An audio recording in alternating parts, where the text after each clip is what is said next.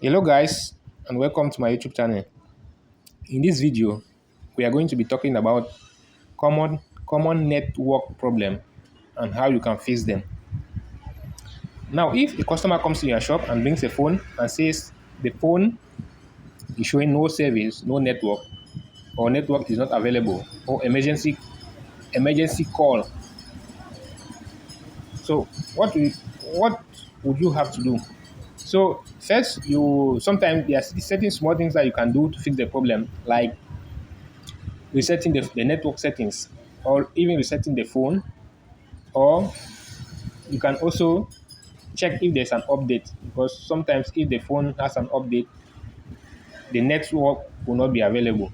You can update the phone, or you can also restart the phone by pressing the volume down and the power button to restart the phone. And after doing this, if should in case you have done all these things and still there's no network, what you will do now is you go to your settings. When you go to the settings, you go to about phone and info, about phone and information.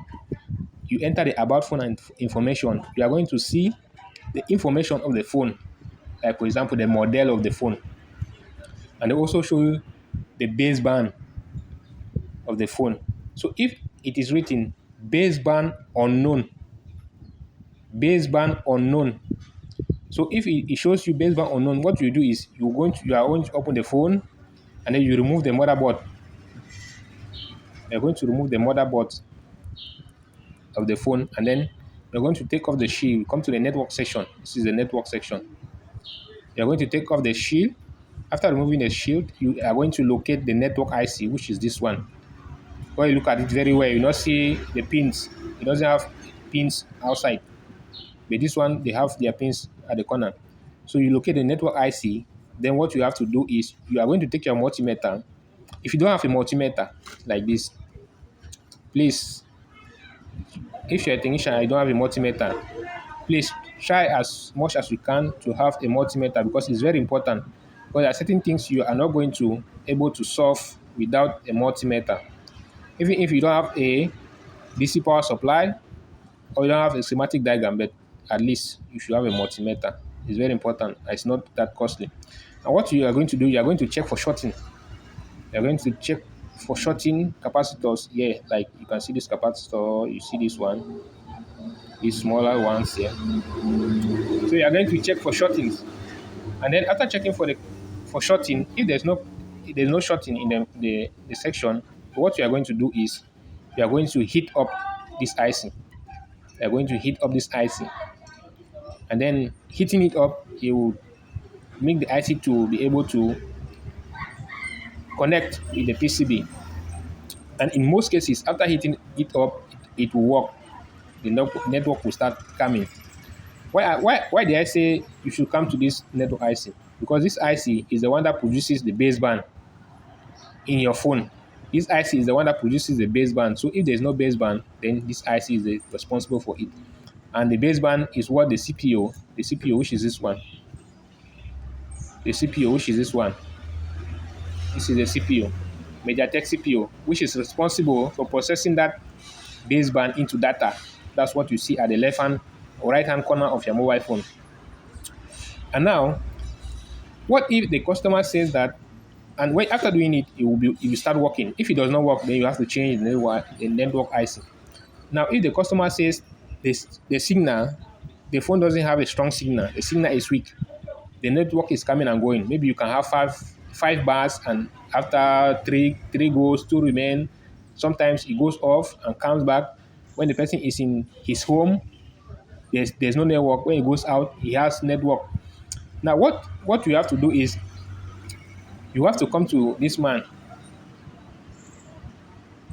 If you check at it very well, no, I'm not seeing it well. You have to come to this guy.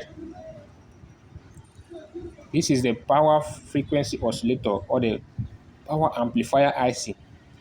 This IC is responsible for boosting the signal to the highest strength, like boosting the signal to a strength that is required so as to pass it to the network IC.